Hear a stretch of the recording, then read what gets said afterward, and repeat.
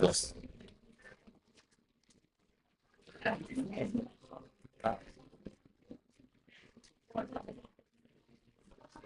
Yeah, you can walk.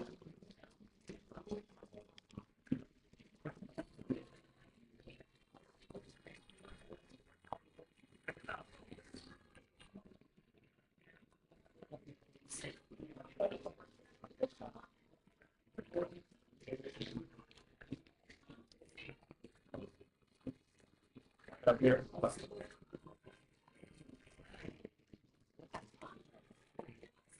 Yes, ma'am.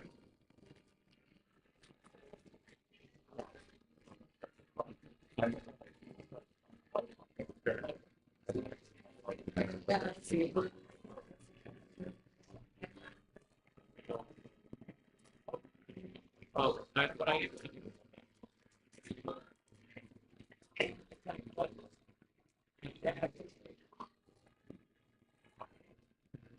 Yep. All right, perfect. All right.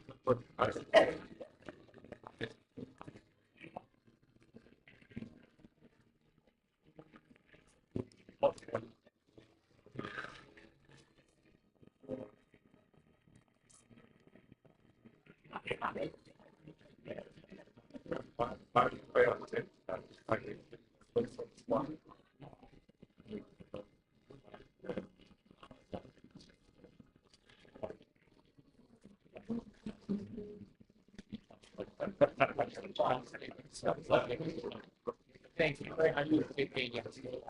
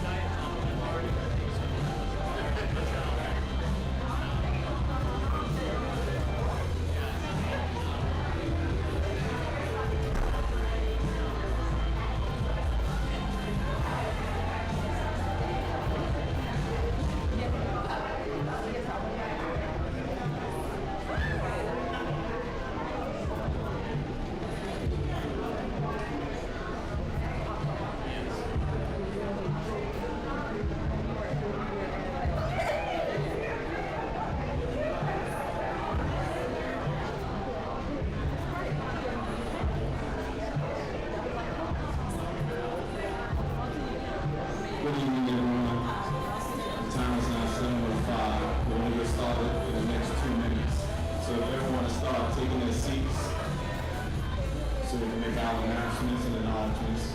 Thank you.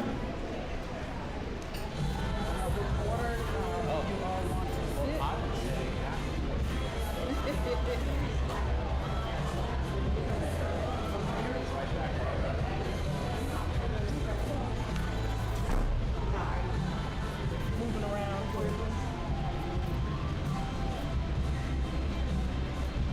That's right.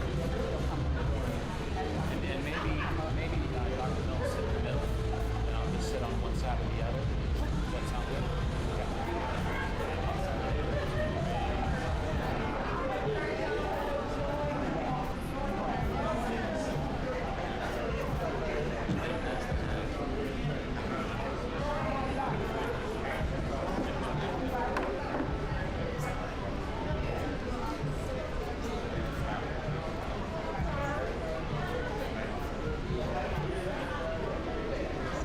Oh, thank you. You want that up there or? Can I have it?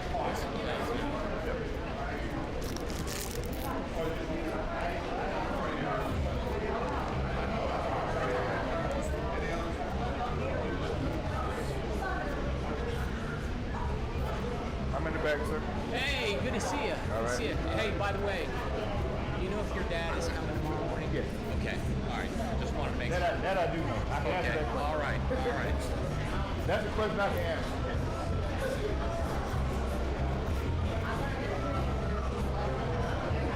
All right, Dr. Mills. All right, let's get this party started, right? Looking forward to it. Yeah.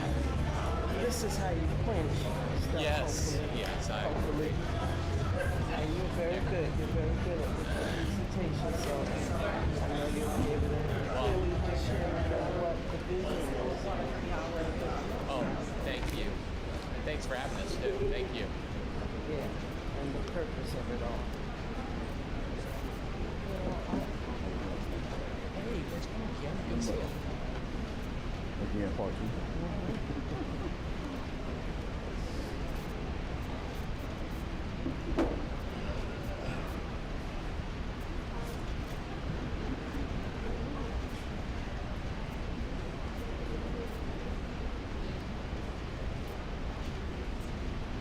Did you pick up the clipboard with the completed one, Ronnie? And good evening, everyone. The time is now 7:07. We're going to get started. First, I want to thank everyone for coming out this evening, taking your time this evening to come to this first town hall of the NAACP for FY25. So thank you for coming out. I want to give a couple of acknowledgments to Commissioner Arnold Gaines. He's in the rear. Thanks for coming out, sir. Superintendent, Dr. John Prince. Thank you for coming out. Dr. Mills, Chair of District 3, and Kim Johnson, who is also the social action for NAACP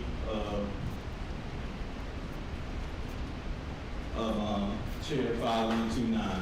We also want to acknowledge the AKAs, Dr. Sabrina Taylor for coming in and collaborating with our president, LaShawn Bell Floyd, to put this together. We want to give them a round of applause.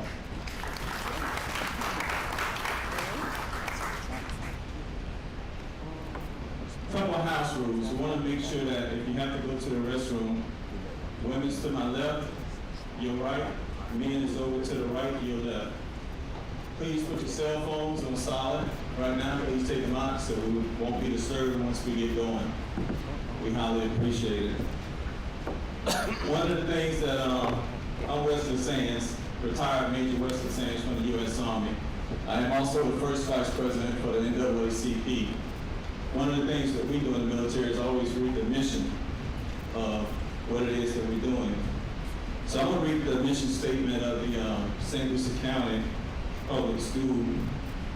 The mission of St. Lucie County Public Schools is to ensure all students graduate from safe and caring schools equipped with their knowledge, skills, and desire to succeed.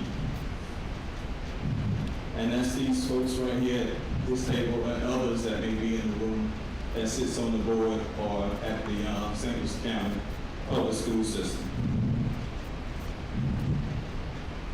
Without further ado, I'll give you Ms. Sabrina Taylor? Thank you. So I'm in the church, so I like to actually preach. I won't be before you long. But I am the proud chair of the Advocate for Social Justice Committee, and a very proud member of 8 to 8 Omega chapter of Alpha Sorority Incorporated. Without collaborations like this with the NAACP, we will not have the opportunity to come before you and bring this town hall as a fact-finding issue. And so we encourage you to ask your questions on the index card that we have provided. We look forward to a very productive discussion. We thank you, we appreciate you, and we look forward to working with you. Thanks so much.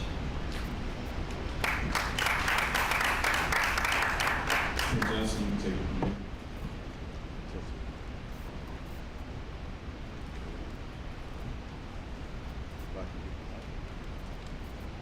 Testimony. First of all, good evening, everyone. Good evening. Come on, y'all ain't too old to say good evening. Good evening, everyone. We want to welcome each and every one of you here for this special occasion. Please stand up so everyone can see me. For this special occasion, I want to thank the NAACP along with the sorority Alpha Kappa Alpha for putting on this event. Give them a hand, please. Thank you. Also, let me say this. A town hall meeting is designed to understand questions within the community. It's also designed to release answers and create some level of camaraderie and come to some common ground. How many of you have been married before? How many of you have been divorced before? So if you don't meet common ground, there's a divorce of actions that begin to take place that will disallow certain beliefs to happen. Because when you lose belief in something or somebody, it creates a negative atmosphere. And so we got two special guests here with us tonight. Dr. Donna Mills, 16 years on the school board. Give her a hand.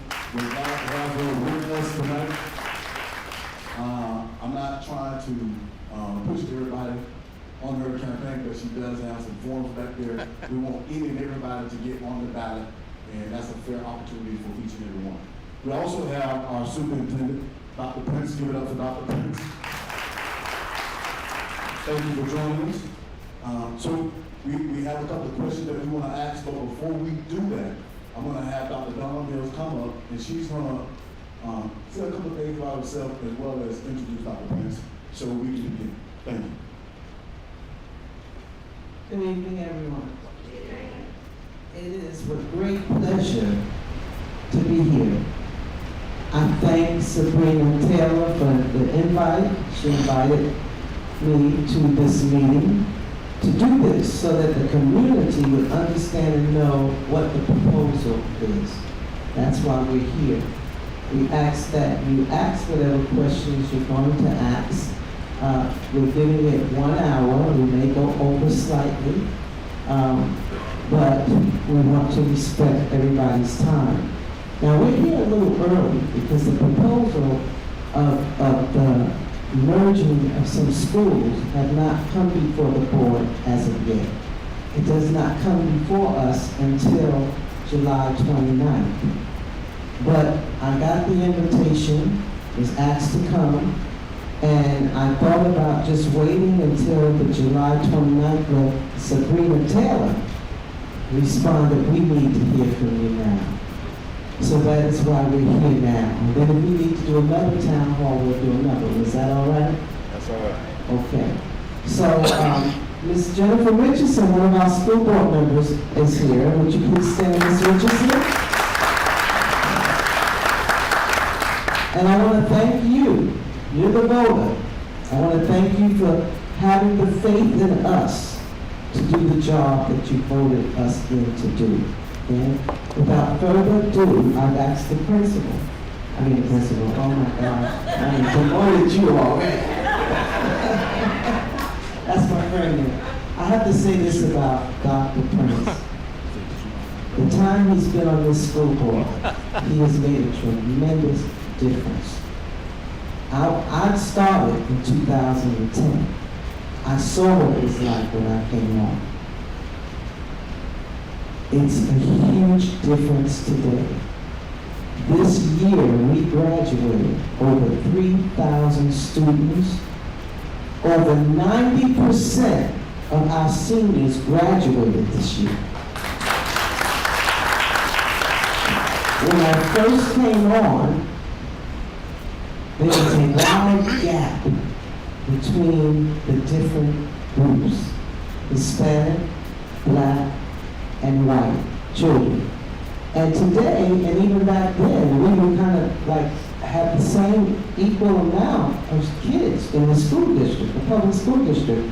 33% of one group, 34% of the other, you know, etc. But there was a huge gap when it came to graduation rates. Our black males, and it broke my heart to see what was going on at that time, our black males were graduating in the low 60 percentile. In fact, the student population was graduating in the low 60, 70 percentile. Today, for the last 9 consecutive years, I believe it's 10 now, 9 or 10 consecutive years, we have graduated our students 90+ percentile, every last one. And most of you know of my husband's work, and he's here tonight. Pastor Kenny Mills, please stand. He's here tonight. That's my soulmate right there. We've been married now for 47 years. Yeah, so you know we gotta be a good man, right? In this day and time. But, yeah, the same thing with our school grade. And it's not easy for our kids to graduate because they have to pass state exams. We don't give away diplomas. They gotta know their algebra. They gotta know the serious academics. And we, our staff, our school administrators, and Dr. Prince is going to introduce one here and see here tonight, some of them.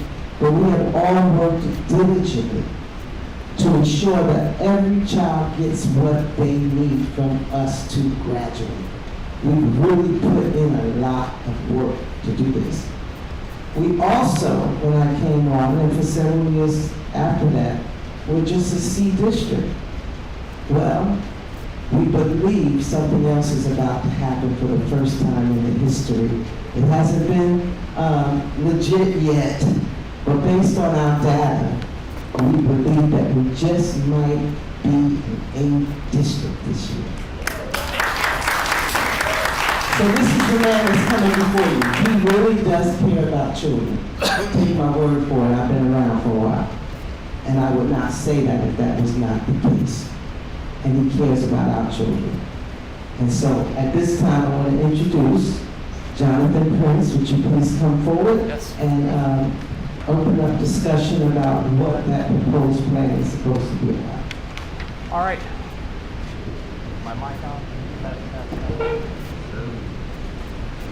They're already shutting me down. And we have, Muffling. and we have 10 minutes, Dr. Prince, to talk to everyone, and then the rest of the time we questions. All right, so when I first got here, and this is my 10th year here, I was introduced to the Kids at Hope Pledge. And there's a line in the Treasure Hunters Pledge that all children are capable of success, no exceptions. And I don't believe when I got here 10 years ago that everybody that worked in our schools believed that. But I believed it. And I've always believed it. Because I spent my career in D&S schools. And what I found in these D&S schools was that it was never a kid problem. It was always an adult problem. And what adults believe about kids and learning. I cannot tell you how appreciative I am to have such supportive board members as Dr. Donna Mills and Mrs. Jennifer Richardson for the work that they do and the expectations they have. And those expectations are high because we have to invest and reinvest in this community. And when I say reinvest, what does that reinvestment look like? I want to tell you, Dr. Mills says we've come a long way. When I arrived 10 years ago as a deputy superintendent, we had 9 DNS schools. All 9 of those DNS schools were in the green zone. All 9 of them are right here. For the second year in a row, when school grades come out in the next week or two, we will have 0 DNS schools. 0. The academy named after Dr. Gaines, and Arnold's here. Where's Arnold? I know he was here. Arnold. So your dad told me a few years ago he was embarrassed that his name was on that school. And that school is going to earn its 2nd consecutive A this year.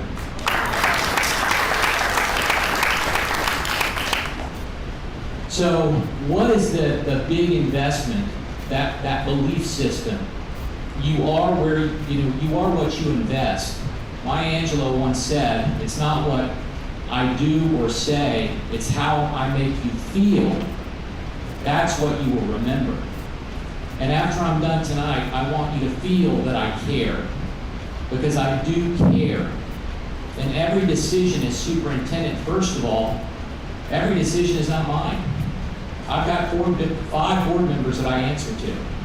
But I will tell you, the 5 board members expect us to believe that all children are capable of success, and all means all, and we're going to invest everywhere across our district, not just where there's new growth and development. What does that look like? Well, the brand new Fort Pierce Westwood Academy, we invested $100 million, and that is going to open on time and on budget in about 6 months. Those students are going to be entering that school in January of 2026. Can I get at least one in there? And by the way, as we were planning this, there are a lot of people in our community, a lot of people in the churches that thought that was never going to happen, that we were never going to make that investment. But we did, and we have. So what's next? What's the next step we can take?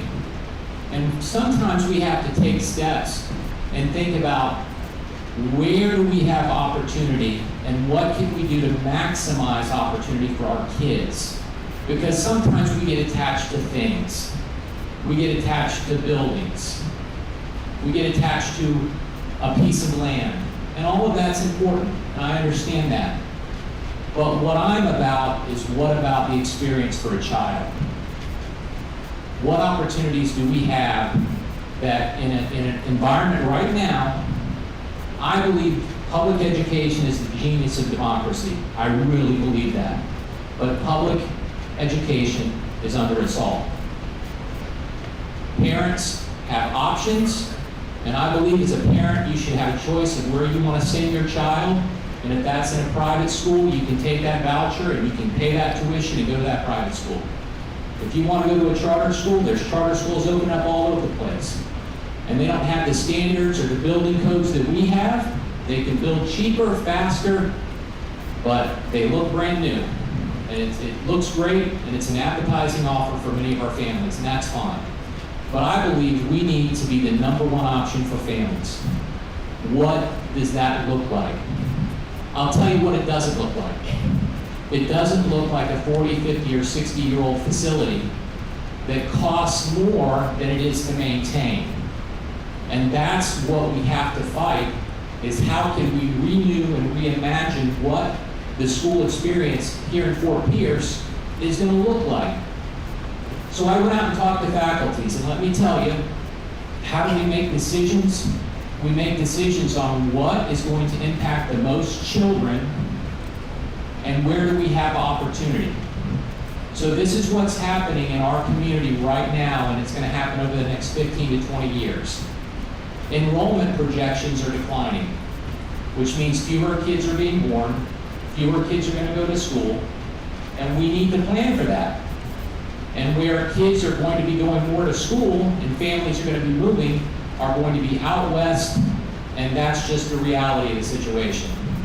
But I believe that kids deserve new facilities right where our community is right here.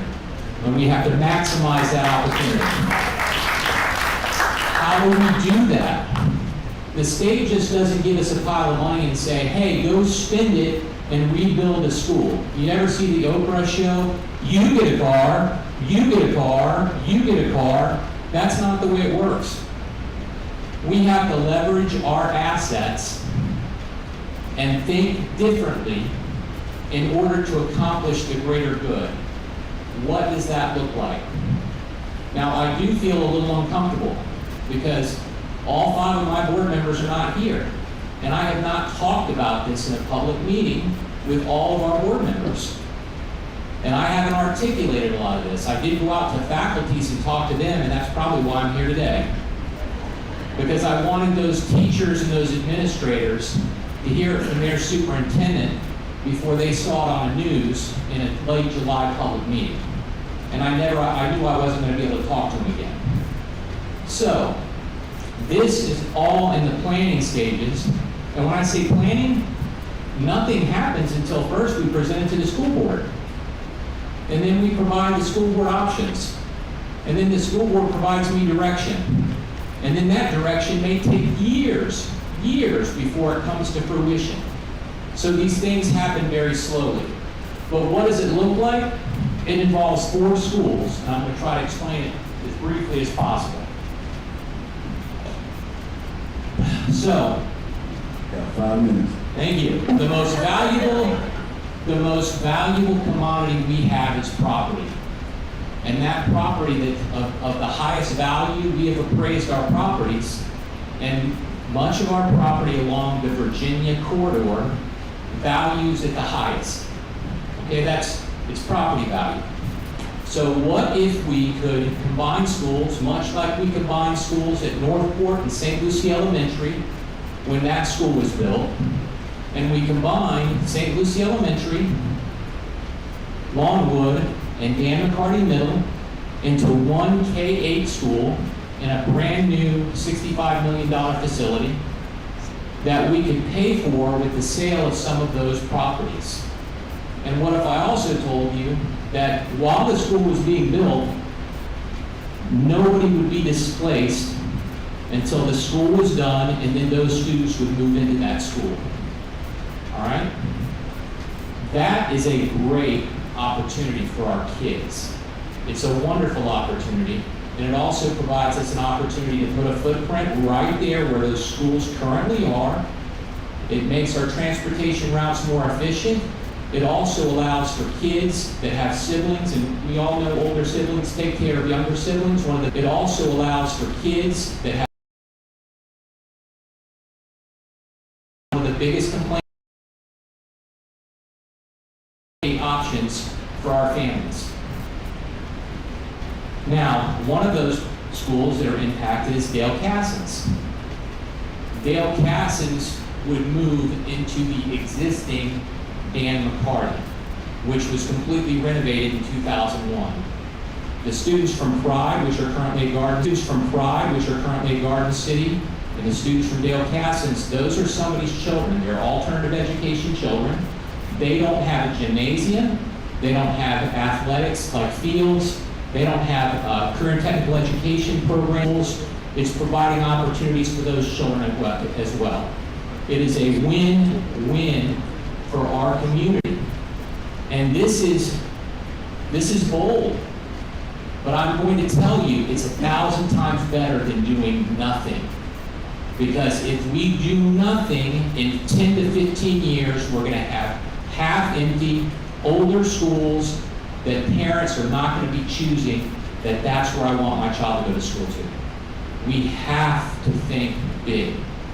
And this is an option for us to provide first-class educational opportunity for those kids that are going to feed into Westwood. And those kids are going to be feeding into Lincoln Park. And I wish I could rebuild every school, but that's just not the reality of economics. We have to look at the biggest return on investment that impacts the most children. So that, in a nutshell, is kind of our proposal. Now, I'll take questions, because I think I know what some of the questions are, but I won't go there until we're ready, unless you want me to. Wait.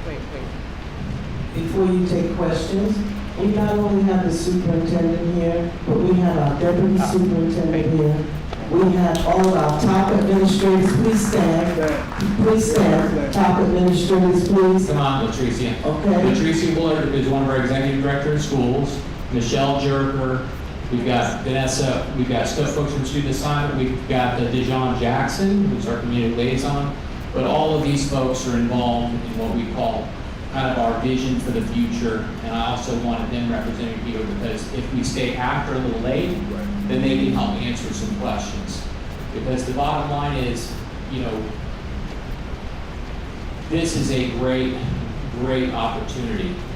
And it's looking to the future of what your children's children, it's not about your kids, it's about your children's children, because these things, we're not looking in 2028, 2029, 2030. These are 3 to 6 years away of what this could look like. Okay? Okay. Thank you, Dr. Prince. Give him a hand for explaining. So, I want to have a couple of questions. All right, I'm ready. There's a couple of citizens got together and wanted to ask these questions. And then, if we have time, guys, I'm going to permit some questions to come from the audience. But, Dr. Prince, the first question is, how did the current plan for K-8 schools come about? Yeah. Also, I forgot to mention, there's 2 board members here. Under sunshine rule, when you have 2 board members in the same meeting, we can't say anything. So, Dr. Prince will answer all the questions. Yes, because in the form of votes, we don't want to have any one person influence the other person as it relates to their educational understanding and vote. Dr. Prince, back to the question. And the question was, how did the current plan for K-8 schools come about? Well, the K-8 model's been around since probably 2008, 2007. I mean, I wasn't here for that, the decision to go to that model. And I will tell you, when I came here, I had existing experience in Palm Beach and Orange County where we didn't have K-8s. And my children were going to be going to public school here, and I had concerns about younger kids going to school with middle school kids. And I can tell you right now, my opinion has completely changed of the K-8 model. Both of my younger children attended and the same K-8 here in St. Lucie County, one of our public schools, and that really helped us because once again it goes back to, number one, they're on the same schedule, and the older sibling can make sure, because they had to walk to school too, that the younger sibling got to school and got home safely. So that model has actually been very effective for us. And by the way, it's a great opportunity simply because by adding a K-8 in this area, this particular zone will be the only zone that parents can have elementary schools, magnet schools, and a K-8 model. Is basically you have true choice of where your child, where you want to send your child. So you have more options that way. Thank you. Also, the magical question is, why are we combining 3 schools? That's what everybody wants to know. And I think you touched on it during the time you were talking about, and layman's term, kind of just addressing that. Because in the next 15 to 20 years, the reality is the enrollment's going to decline in that particular area. It's going to decline. We know that. And as enrollment declines, you don't need 3 schools. You're not going to need them.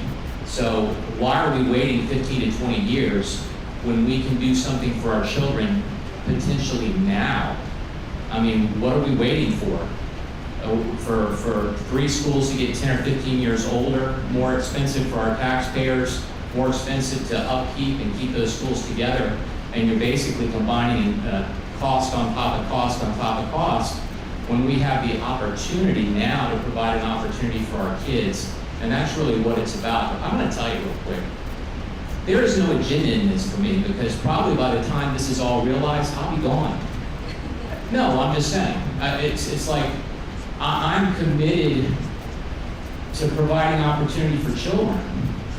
And I've seen this before, where you wait and wait and wait until it's too late. And under my leadership with the board wants action. They want kids-centered decisions. And I can't tell you how appreciative I am of Dr. Mills and Mrs. Richardson and our board to let's take chances because kids come first. So I think that's the best answer I can give that's succinct, because I'm going to tell you, Ken, 10 or 15 years from now, those schools are going to be half empty. Now, since you're saying that those schools are going to be half empty, why is the population going to descend when St. Lucie County population is steadily increasing? But, well, here's the thing. We've done studies. In fact, we've just completed a study right now that shows growth over time, and actually the birth rate is actually going down. It's declining in certain areas. So we can predict where, you're going to see influxes of children, and you're going to see where you have a depression of populations. And there are fewer children being born in our communities right now. And it's going to continue probably to decline.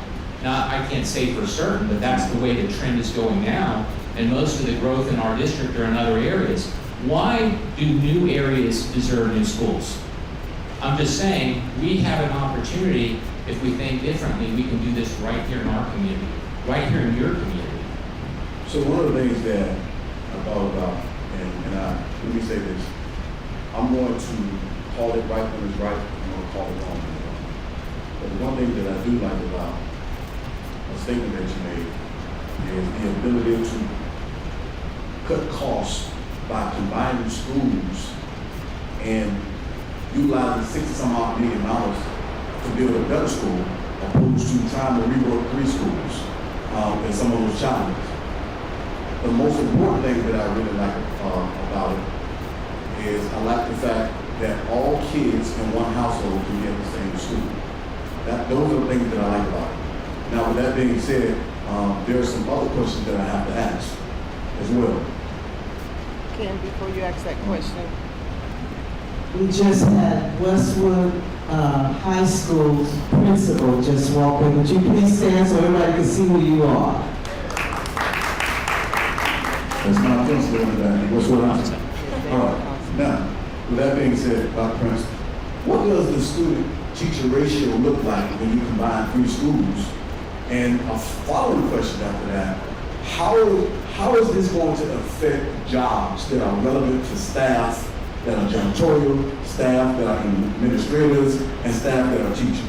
All right, so that's a great question, and those are legitimate questions. And I'll tell you, not much. Most of the people who are going to want to work in that school are going to be able to work in that school. The next question, well, who's going to be the principal? I got 3 principals now, and I'm going to tell you the principal that ends up at that school, if it's one of the 3, it's going to be a lucky school, because all 3, some of our most outstanding principals, are here in the green zone, and one of them just walked in. And I'm going to make a bold announcement, because Dave Alfonso, Dr. Mills said this is the first year in the history of our district we are going to be an A-rated. You can write that down right now. But Dave Alfonso, under his leadership, Fort Pierce Westwood is going to earn its first B rating in the history of that school. So, Kim, to go back to your question, when it comes to class size, that's legislated by law. Class size is not going to change. The class size, whether you're at Longwood, St. Lucie Elementary, Dan McCarty, that's consistent. The staffing level is going to be consistent, because that's based on the number of students. Now, we will be more efficient. We'll have fewer site maintenance workers and custodial staff. But I'm going to tell you, we can't fill those positions as they are. We've got, nobody's going to lose their job under this plan. We also have natural attrition. Each and every year, 8 to 9% of the folks that work for us retire or leave. So the bottom line is, nobody's going to lose their job under this scenario. It's a win-win for our employees, win-win for kids, and it's a win-win for the taxpayers, because they're going to get better value for their dollar. So basically, we're talking about staff, even if it's teachers or administrative staff, everybody, well, let's do Oprah, everybody gets a job, right? Oh yeah, no, and that's what I told the faculties whenever I met with the faculties. If anybody wants to work there, they're going to have an opportunity. The only limitations are going to be the administrators, okay? And we'll find a place, administrators, we have natural attrition there, then also custodial staff, and many of these positions we can't fill, and it might provide an opportunity for them to be able to get a position someplace else, but they'll still keep their same rate of pay.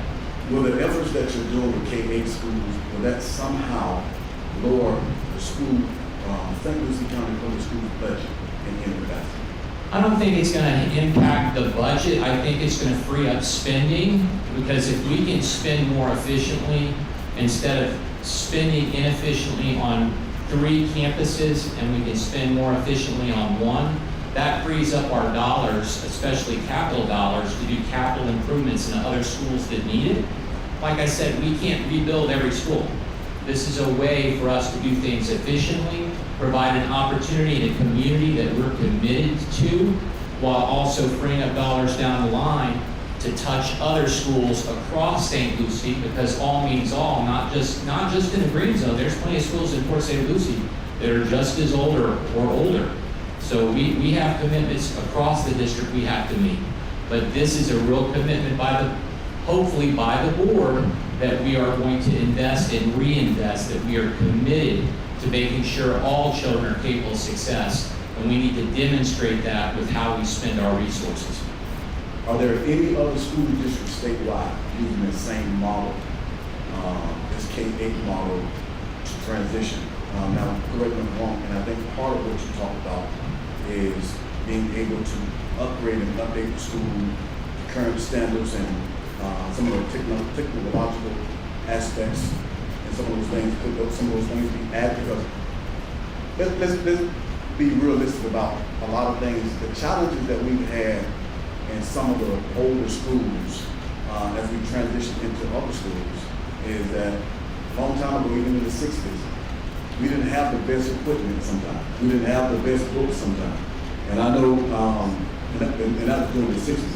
But as these new schools have been built, they've been built to fit technology and to fit some of the things that are going on today. Are you looking at that as a means to upgrade schools within the African American community that will be beneficial to them long term, to math, technology, and science? Well, I think you hit on a great point. We've got all these kids that are going to feed into Westwood, and we've got all these older facilities that don't have updated technology that can meet the needs. Look how fast, technology's changing. Even in our lifetime, I look out there, many of you are as old or older than me, and how things have changed.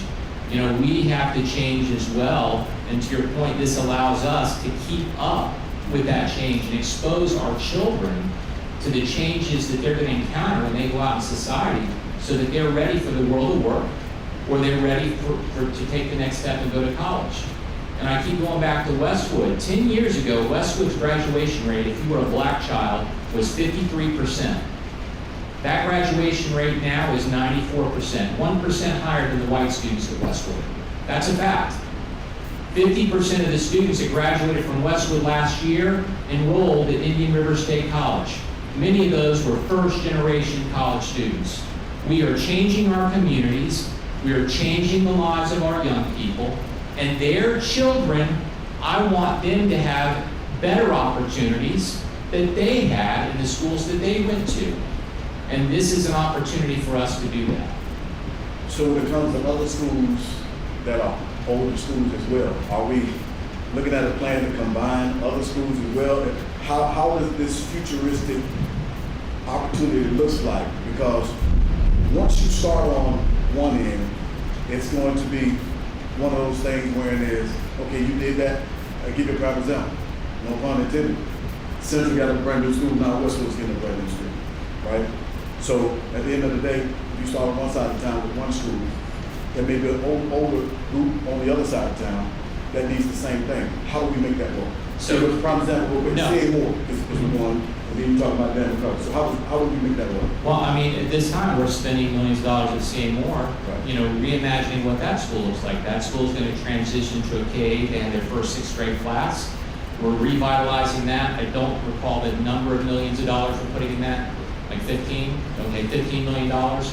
For Seymour, revitalization of that campus, building a gym there to make sure that it's equitable, and make sure that if you're a K-8, you have a gymnasium, and that school we're building a gym.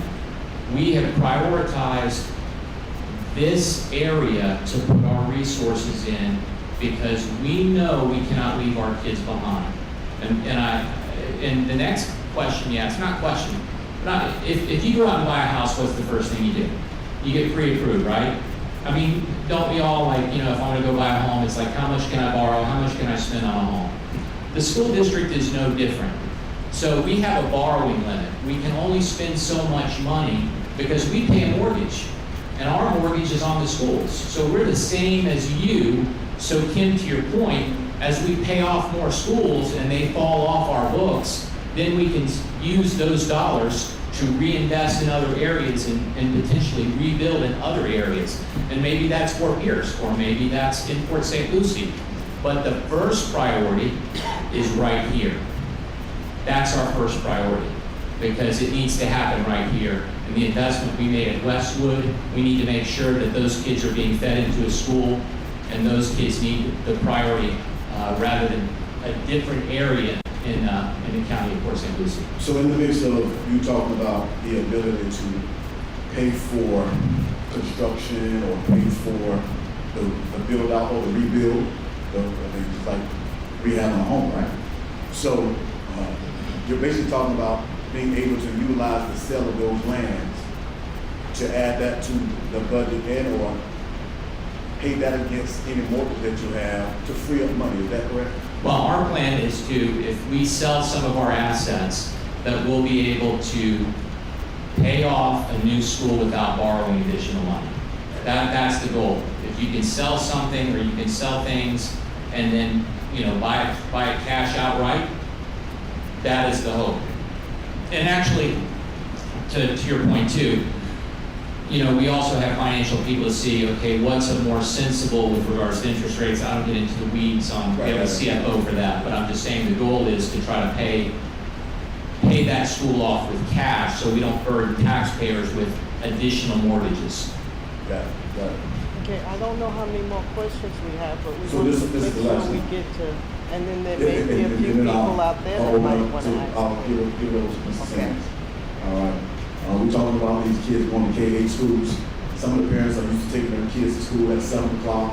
What does the time look like for these kids during the day? Oh, we're so far ahead in the future. I don't know. We just had legislation where they were legislating that it couldn't start before 8:30. But anyway, I don't know what the start time will be. It would probably be in the traditional start time of the K-8, which is between 8 and 8:45 in the morning. But I don't know. That's kind of down the line and way too far in the future for me to predict. Okay. So, give Dr. Prince a hand for answering the next question. One of the things that I would say is all of these individuals that sit and exist in this room today, we are part of, a great deal of us are part of the St. Lucie County Public Schools. And I want to get a commitment from you tonight, and I'm not trying to put you on the spot, but I'd like to have you guys come back when anything's affecting the community. We're going to have an open door policy because we need to educate our community and we need to empower our community. Because I learned talking to three things are like your teeth, your tongue, your lips, and nothing else. So once our community is educated, we're empowered to support or empowered to redirect.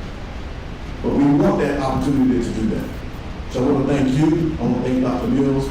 I want to thank Ms. Jennifer Richardson. I want to thank all the individuals that are part of your staff for coming out tonight.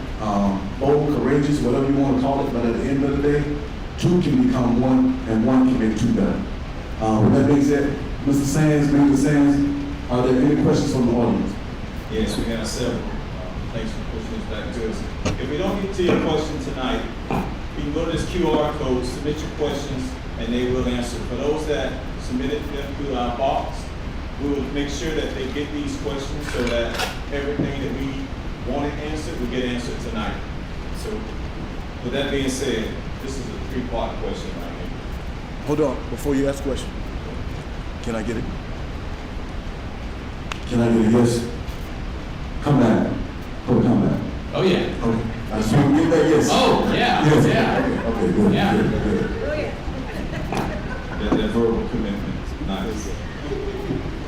How much study went into the closing of these schools?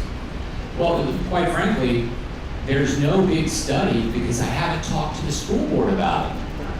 This is early. I mean, this is so early, and quite frankly, this is what I call a self-inflicted wound. What I thought was a great idea was to go out to the staffs and just say, hey, we're having a meeting July 29th. I want you to kind of pay attention because we've got some really kind of, I think, maybe great ideas. And then it's like, here I am, a month and a half before yes, and here, Mrs. Richardson and two of my board members. So these are just ideas. And then July 29th, what we're going to do is just present different kind of thoughts and options to the board for them to discuss. And then the board provides me direction. I don't tell them what to do, they tell me what to do. So, you know, I'm glad we're here tonight to kind of talk about this. But the bottom line when it comes to all these studies, the only study I can tell you we've done is a study on where our students are going to be 10 to 20 years from now. That is the study that has been done, and that work has been taking place for the last 2.5 years. So we have a good idea of where we're going to need schools, and I'm going to tell you where we're going to need schools is not here. That's just a fact. And we have to look at, okay, are we going to let our community slowly die, or are we going to do something about it? And I want to do something about it. I'm like, I don't want to come, you know, over the summer, I come out to some of the churches and I talk to some of the folks and I meet you and I talk to the kids. I don't want that to happen if I've got an opportunity to change it. And I know I don't live where you live, and I know that I don't have the experiences of life that you have. But I can tell you one thing, I care about your kids. Because I've got 4 of them. And I would want to make sure that somebody cared about my kid as much as I did. And was going to make sure they were cared for in school. And they were going to get a first-class education. 3 parts, boy, I went off on one. I think you answered 2 in that one, so we'll jump to the third. What is being done with the school board on land at the old Fort Pierce Central High School? So that is all part of the conversation. We're going to show the board all of our different properties and what those properties were appraised at. We appraised all of our properties. And then basically, you know, those are the board's decision. You know, I can make recommendations to the board, but we're going to basically show, you know, the board a menu of options. This is what the properties are worth, and then how does the board want to proceed? And that's kind of basically, I don't know what we're going to do with it because I don't know what the board wants to do with it. But there, we have 7 or 8 different properties, you know, across the district, not just in this area, in other areas, that we would also look to leverage to do something in this community. So it's not just property around here, it's property in different areas across the county that we know we're not going to build a school. Like for example, we have property that's right adjacent to manufacturing that we know, and we've got property in an age-restricted area. So does anybody want a house when everybody in all the neighboring communities are over 50? No kids are going to walk to school. Nobody's going to go to school there. And quite frankly, nobody's going to want to put a school there. So those are the kind of things and thoughts that have gone into this. Like, what assets do we have that we could leverage, not just around here, but elsewhere, to put something here for this community? To the concerned citizen, I hope your question was answered. I want to make sure I'm at 1,000. So we do have folks that are online that have questions as well. And we don't want to miss out on the opportunity to ask questions. So What we got? Good evening, everybody. I'm Jamin Brown with Sunland News. First of all, I want to say I speak on behalf of Sunland News and the people of Sunland News because I don't think we would be here tonight had not the teachers reached out to me to break the story on what's going on. So I first want to say that. Second, a lot of answers, a lot of questions were already asked that the people of Sunland News wanted to ask and also online. But the 2 main ones that still come sort of ruminate. There seems to be a disinvestment in Fort Pierce and Fort Pierce schools. People feel like since the county removed themselves from the county seat, which is Fort Pierce, to Port St. Lucie, you all have not looked back. My question is, with the sale of 3 schools, will that money maintain itself in this community? And why aren't we building Dan McCarty, Dale Cassins, St. Lucie Elementary, Longwood, into Lincoln Park Academy, where we're attracting people to these schools? Okay, first of all, great question. It's a good question. But when you talk about, de-investing from the county, I mean, I can tell you, this is my third year superintendent. Like, that's not a decision I made, so I can't own that. What I can say is this: it's the same thing that I said earlier. We know where children are going to be in the next, we have a good idea, the next 10 to 20 years. And by building a brand new school and replacing an old school isn't going to make a bunch of people move there, okay, that where you're restricted with property. I mean, they don't have new developments that they can put in those areas. And what problems are we solving if I rebuild Dan McCarty, and in order to fill that school, I've got to bus them from 15 miles away, and they got to get up at 5 in the morning. So we have to look to the future and also look sensibly at the decisions that we're making and see what an opportunity that this is. Because I do disagree with you. We're not de-investing. We're reinvesting and reimagining. And that's fair if you've worked in those places and you live here, and I understand that. But we have to look to the future, because if we're tied to the past, we'll become part of the past. We have to look at the future and also think about our children's children. And quite frankly, when I go back to the birth rate, that is diminishing in this area. So we've got to look at how we can be creative, reinvest to provide the best educational opportunity to keep us competitive. Because I wish I had, $700 million, that's probably almost $1 billion, to just rebuild every single school that we have, not just here, but across the district. But we know we don't have that we're not funded for it. In fact, we're watching our funding slowly die because they're moving more money into charters and they're moving more money into the private schools. That's just a fact of the legislature. So how can we evolve? And we have to evolve, or I do think that the alternative is really going to hurt our kids in the long run. I really believe that. I appreciate that answer. And just one more question. Again, and I slightly disagree with something you said earlier, unforced error. I think it was a great error that this happened tonight. People are wondering, how can we continue this level of communication even prior to these decisions going to the board to vote on? Is there surveys that we can do? Is there survey monkeys that we can send out via email? Is there media we can reach out to send the questions out, field the answers from the people, and get the feedback for the people that have their input on these things? Well, I'm going to tell you, first of all, I commend you, for putting the information out. But the board's not voting right now. I mean, this is, look, I'm not making little of this process. I do think it's important, and I want your input. But the board's not voting on July 29th either. We're just exploring, and we're just putting this out there. These are possibilities, and then the board has to make that determination. So these are all exploratory. Any of these conversations that we're having right now are really probably years away, and potentially quite a ways away before the board would even take any action. Also, I've been saying this for the last 16 years. Come out to the school board meetings. Come to the meetings. You will learn so much, and we're not the type of people that stay for hours and hours. We're usually on a bad night about an hour and a half. On a bad night. So come out and spend that hour and speak. There's opportunity to speak at the school board meetings. So the other board members as well hear your voices, right? So you get 3 minutes at the roster. And I say thank God for the 3 minutes, because somebody's trying to make it 1 minute. And we said, that's ridiculous, right? We're past. But you get 3 minutes. And then if you are scheduled speaking, you get 5 minutes to speak. We need to hear from the community. Not just us coming out here, but we will come out here to you as long as I'm a board member and I have anything to say about it. But the point is, your children need to see you at the school board meetings, because that's going to encourage your children as well.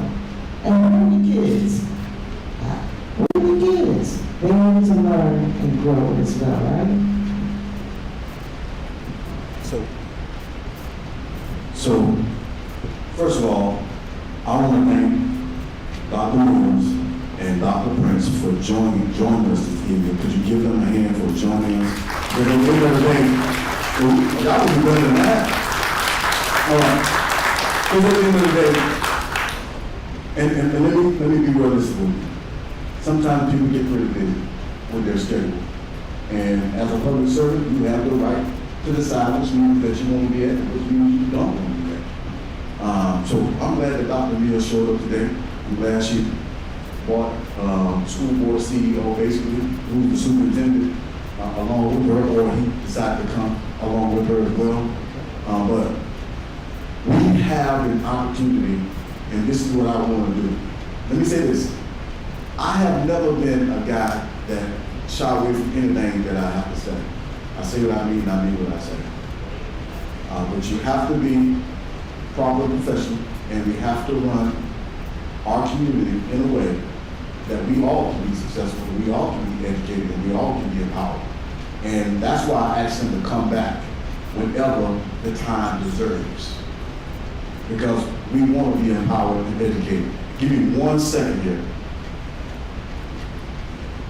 I'll let her ask Okay. one question. Go ahead. Because it is 8 o'clock. Okay.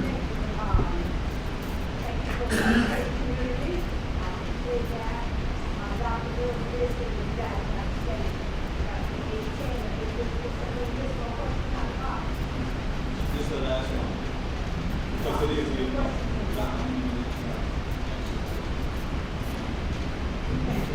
My question is, why are we losing so many of our magnet schools? When you move schools away and do those types of things, we're losing our magnet schools. And I'd like to know, when we put this proposed merger with these 3 schools together, located again on the northwest section of town, what are we doing to, it seems like we're bringing everything, and I want to say this the right way, we're bringing more, the negative to North Fort Pierce. That's how it works, that we're bringing the negative to North Fort Pierce. And we're taking all the new schools to Port St. Lucie out west. Okay, well, you know what, first of all, we added another magnet program at Sam Gaines. We created choice programs where we bus students all the way out to Westwood. You know, we have MOA, we have a number of different programs. CAST, yes, we did a whole rejuvenation, which used to be Palm Beach Garden, not Palm Beach Gardens, Fort Pierce School of the Arts magnet, rebranded that CAST. So we haven't taken magnet schools, you know, away. Our enrollments are still strong. You know, Fairlawn's going, you know, strong. Lincoln Park Academy is going strong. You know, Sam Gaines earned 2 consecutive A's. We have a lot of opportunities where we're making things more attractive. I would say not less attractive here. And that's what this is all about, is also to make us more attractive and make this more competitive with regards to private schools and charter schools. You know, we have to keep our competitive edge, and how do we do that? We're not going to do that by just rebuilding one school. We have to think differently, especially when that's a temporary solution that is going to last 7 to 10 years. And then we're upside down again with regards to, you know, reduced enrollment, old facilities that we can't maintain. So we want to make sure that we're ahead of that. I'm trying as superintendent to be forward-thinking, and I shared with the board the other day, you know, a couple of my core values is serve the public interest. Serve the board, that's number 1, because they're my boss, but serve the public interest and children first. Every decision that we make has to be what's in the best interest of our kids. And that's what really this is all about. So that's a narrative that we have to fight in the community, but actually it's just the opposite. We've added additional magnet programs in the North community. We've added additional choice options for families in the North community. And this is a reinvestment in the North community that makes it more attractive for families and children, not less attractive. Unfortunately, we're out of time, but Sir, we will. sir, give them 10 more minutes. 10 more minutes? 10 more minutes, then we're gonna. 10 more minutes. So we have a couple more questions. If you wait till he come back there with the mic so everybody can hear what you're saying.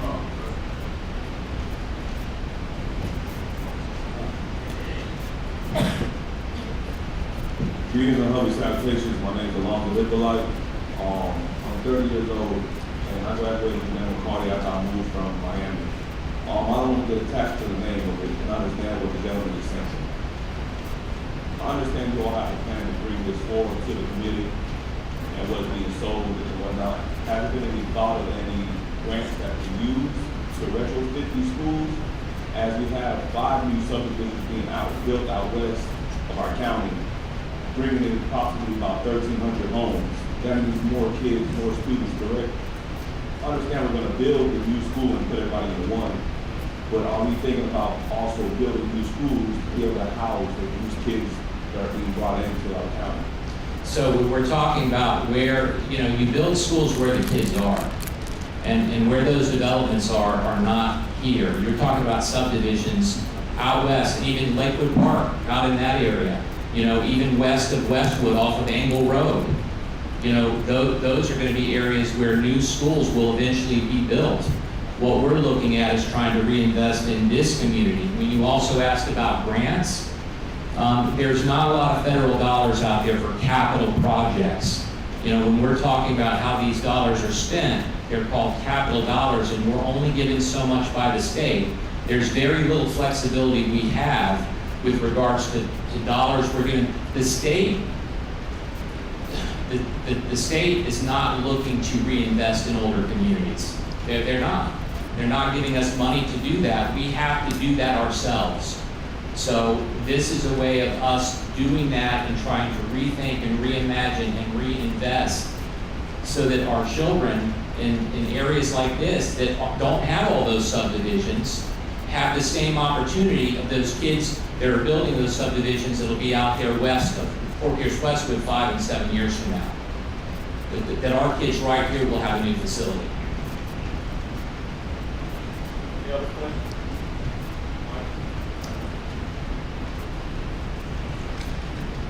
Good evening. I'm Alan Matheson. I'm a teacher at Lincoln Park Academy for the last 20 years. We went through a rebuild of Lincoln Park Academy about 15 years ago. This meeting is an improvement over the process that we had during that time. We basically were sprung on us when we were either getting portables or fancy portables. And it took basically starting over to get it to where we are today and to get an actual building. So I would like to encourage you to continue with the openness, to come out, meet, share information. Maybe I'd like the online comments. Maybe you dedicated a page on the district website to this entire process. I also want to relate what happened during that meeting when we actually had a public meeting at LPA. And people spoke out for or against it. I was the one that spoke out against getting portables and then was retaliated against. I want to make sure, and there's promises that people, when they come in and voice their concerns, it could be teachers, it could be students, that none of that type of retaliation will happen. Well, Alan, you know what? I fully believe in freedom of speech, and that's why I'm here. I want to hear what people think, and I want to hear people express themselves, because that informs me, and quite frankly, informs the board. The only skin in the game I have is what I believe is in the best interest of kids. And what I believe is in the best interest of kids may be different than what somebody else believes is in the best interest of kids, but that's okay. That's what makes America great. You know what I mean? I'm just saying that disagreement, because you can disagree without being disagreeable. I do believe that. So I just want to make sure that, Alan, to your point, there's never anybody that works with us I mean, that's why I'm here. If I was afraid to hear something that was opposed to my view, why would I come? I mean, you know, I'm okay with it. Any more questions? And you have a board that we're not gonna put up with that. That's not gonna happen, not in this day and time.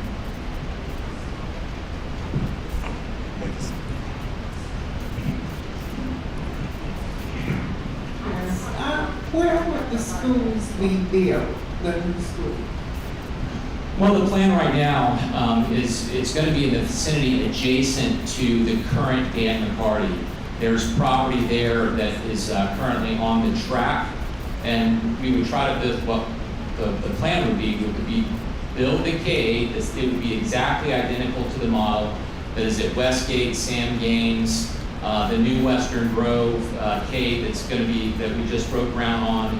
It would be that same exact model. And once again, the school would be built at that location without disrupting school at the surrounding schools that were impacted until that school is complete. And then we'd move the students into that school. One more question? Right here. That is cool. Good evening. I don't drive school buses anymore, but as you talk, it's just reminding me about driving buses. If you're taking 3 schools and you're condensing them to 1, and in the area that it's going to be, a lot of those kids that ride buses not going to need the bus no more. So it sounds like a lot of the bus routes are either going to be condensed or gotten rid of. So what is that going to do to, and I know you say it's years down the road and you're not going to be around and stuff like that, but what is that going to do to transportation? Well, that's a great question. We've already had those conversations. And first of all, like across the state, we have a challenge, you know, staffing bus drivers. We're not having any issues with routes because we're growing and we're expanding in schools. We're building additional, the new Legacy High School opens up in August. The new Western Grove, which is in South County, is going to be opening up in August of 2026. We're not going to be we're going to be adding bus drivers, we're going to be adding staff because our enrollment is growing by almost 1,400 and 1,500 students every year. They're just not growing here. It's growing in different areas. So nothing is going to be impacting our transportation folks. We're going to need more bus drivers, more staff members to keep up with the enrollment increases across the district. Well, that was the last question. So, real quick, like I was saying earlier, first of all, NAACP as well as the AKA, we want to thank them tonight for providing us with this town hall.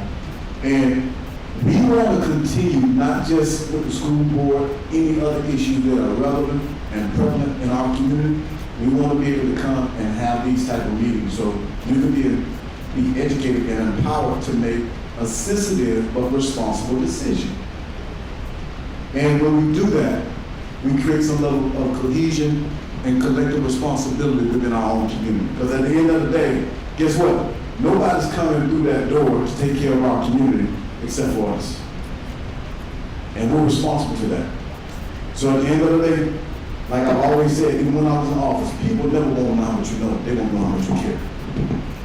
All right? So closing remarks, I'm with Dr. Donna Mills, the opportunity to have closing remarks. I want to thank Dr. Prince for showing up and answering every question that was thrown his way. Also, want to go ahead. Before you get to closing remarks, I want to thank all of the St. Lucie County School Board staff coming out. Definitely. I've been in this seat, and I understand what you go through to sit in that seat. But something we asked for tonight, I'm talking to the staff here, something we asked them tonight. We asked them to be open and honest and come back. So what I'm asking for now is everybody that's sitting in the pew, go home and ask your neighbor or your friend why they weren't here in the seat. Tonight should have been standing room only. So it's not fair to ask somebody to come out here and speak to us, and we don't fill it up.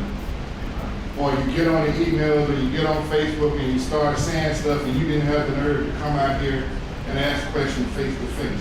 So again, thank you. It's on us. And thank you for everybody that's in here that wrote questions. Please use the QR code and send questions. Please, I'm gonna stay. If you didn't have a question now, but you got a question, then you got a question now, I'll stay back here with my box and collect the questions. Because if you don't ask questions, they cannot answer your question. Nobody in here is a mind reader. So again, thank you guys for coming out, but I'm tasking us. This is our community. All the questions you heard about is our community. Go home tonight and ask your neighbor or your friend or wherever somebody gonna call you, were they tonight, or they could have sent somebody tonight in their question. Thank you. And in closing comments, I have a little grace because I was not asked to come. It's only been 4 days. On June 19th, I was approached by the president of the NAACP and my dear sister right here, Ms. Taylor, and they asked if we could have a town hall meeting. And I did say yes, but then after I found out they were going to have it in 3 days or 4 days. So that this has only been 4 days since the whole plan was put together. And I think you turned out pretty well for 4 days of notice. Also, we have the deputy superintendent here and several of our top administrators. So after this meeting is over, if you have any other questions, please come up and ask your question. We're all together on this. If there's anybody out there that think that we are not together, you're wrong. We are together on this, and we want to improve. Even now, with all the approval that we've had as a district and all the success, we still got a ways to go.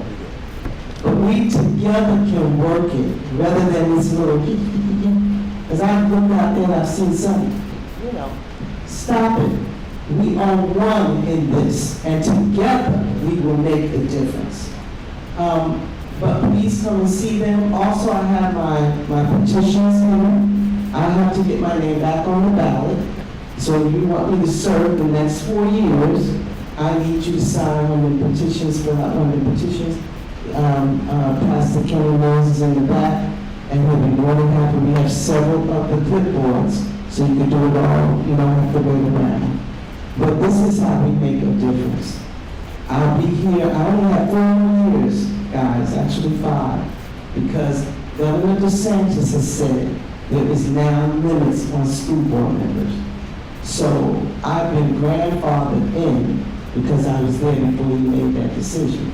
So you got me, he mentioned he loved me so many years, he won't be here.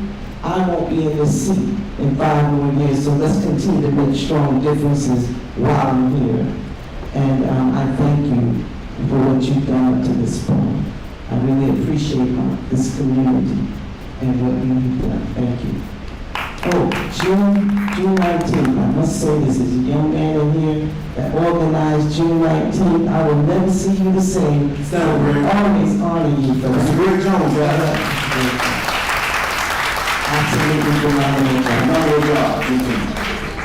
So, once again, what I was trying to say at the end, and I'm going to turn over to Sabrina as well as Wesley or Major Sands. We have an opportunity to continue this. Anytime there's an issue or a problem or you hear about something that comes up in the community that deserves or wants a vote, you have a voice. You have an opportunity to come together, to sit together, to listen, to ask questions, to be educated, to be empowered. And last time I checked the black community, I don't think we ever had one leader. But we got many leaders in many areas, and we take on many responsibilities, and we have to do that. Because once again, talking moves three things in your life: your teeth, your tongue, your lips, nothing else. So we gotta not talk about it, we gotta be about it. I love each and every one of you. I love St. Lucie County. And please, let's honor the pastor of this church. And I was gonna get to that next. And I love my namesake. Y'all give it up for Pastor Johnson. For opening up his facility to us. I want to turn it over to Mr. Brandon Taylor, AKA, and I also want to turn it over to Miss I'm talking about Miss LaShawn. Major Western Sanders for closing remarks. Thank you again. So just a little background on how we pull this off in 4 days, and yes, this is to, we certainly are very, very pleased. So this is strategic, right? So we know that we have another school board meeting coming up on July 8th. So this is not a one and done, but the purpose is always, it's never too early to talk about change, right? Because some of us, it takes about 3 or 4 times to say, hey, this is happening. And so as a community, and being responsible leaders in the community, we felt it is our responsibility to bring this before this community. So we are encouraging you all to a couple of assignments. July 8th, school board meets every second Tuesday at 5 o'clock.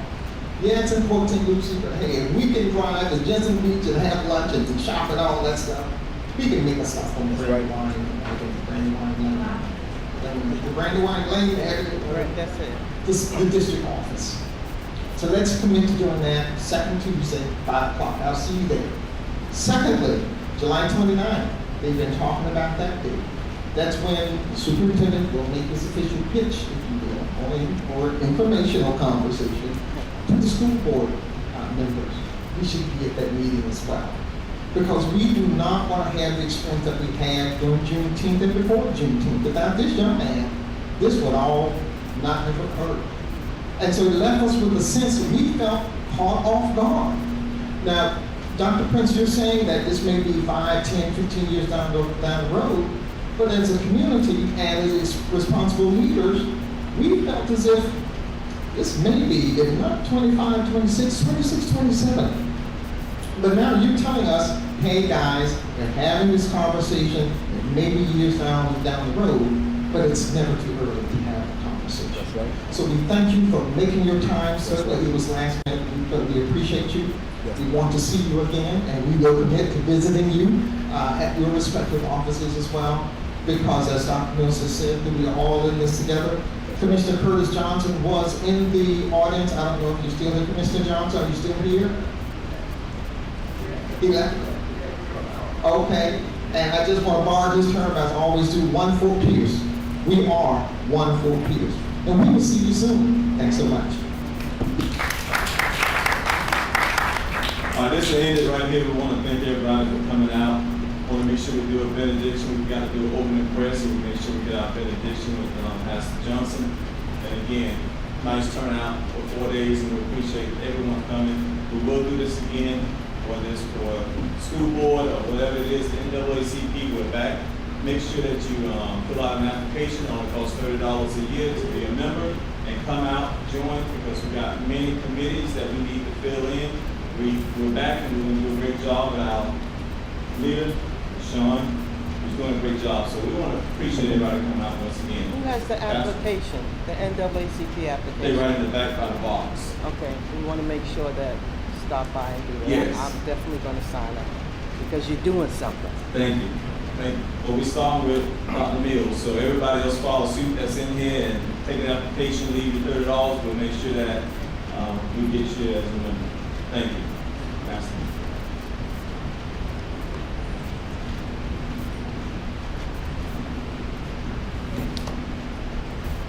We do thank you for being out tonight. I do want to say this to our superintendent and our school board members. We're not the only church in town. We're not the best of anything.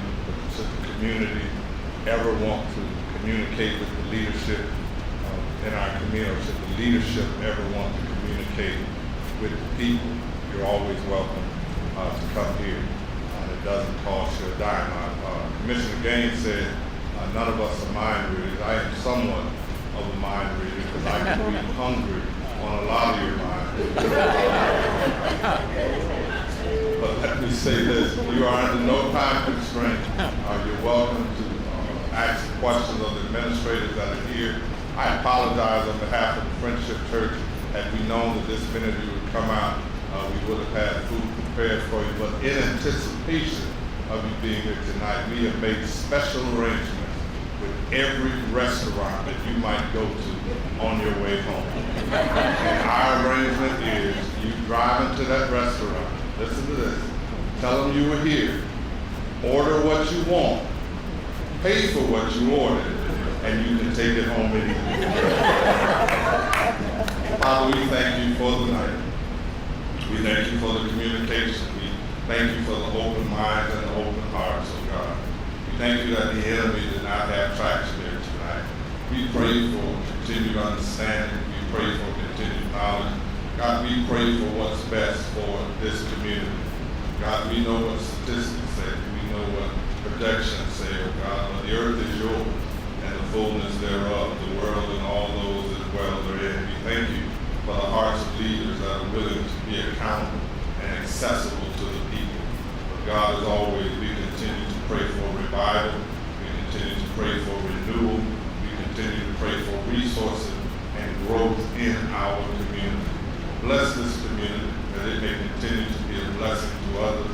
Bless others that they may continue to be a blessing to this community, oh God. Some child that has not even been mentioned here tonight may come through this system and be president of these United States, and you delay your coming and our homegoing. There will be doctors. There are doctors here now. There are lawyers here now. There are other leaders here now that came through this same system. God, it's all in your hands, oh God. We pray for traveling grace as we leave this place. You brought us safely here. Take us safely home once again. Bless those who led us in this gathering. Bless those who expressed themselves in this gathering. God, we pray that as we leave here, we will never leave your presence. But in being here, we will grow closer to the truth, closer to you. For God, we give you all honor, all glory in all things. It is by the name and authority of your Son that we pray. And say, now may the love of God, the grace of our Lord and Savior Jesus Christ, the sweet communion of his Holy Spirit, rest, rule, and abide with each and every one of you. Let us all say, go Dolphins, and amen. Amen. All of the administration, please come forward so that any questions anyone might have, you're already in place.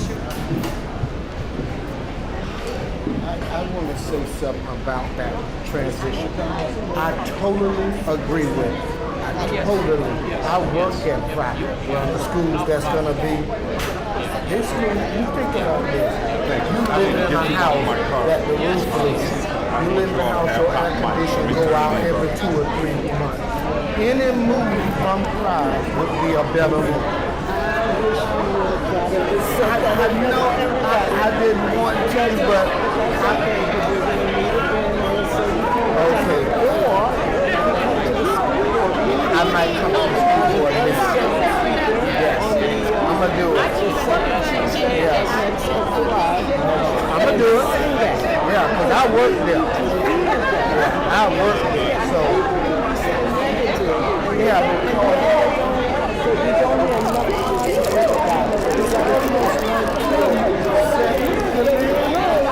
but everything he can say it.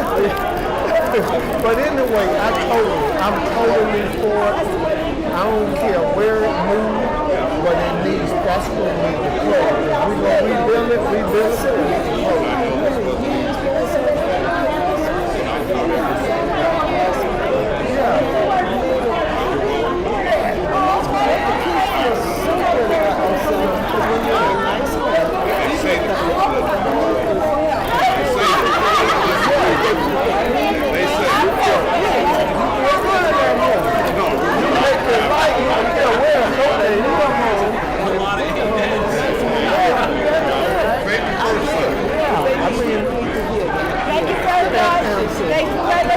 ask questions.